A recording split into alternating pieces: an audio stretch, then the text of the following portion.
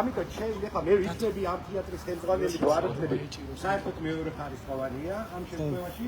მე თვითონ არ ვიცი დასი არის შეკრებილი და იღებს გადაწყვეტილებას ამიტომ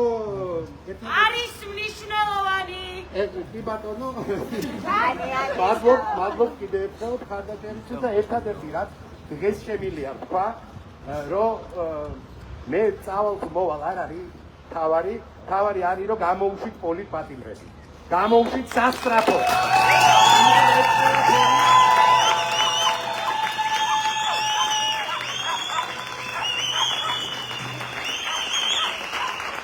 ეს ყველაფერი დაიწყო სწორედ ჩვენი თეატრისთვის კონკრეტულად როცა შემოვიდნენ და დაიჭირეს ჩვენი სისხლი ხორცი ანდრო ჭიჭინაძე და ანდრო ჭიჭინაძის დაპატიმრებას მოყვა ის რაც მოყვა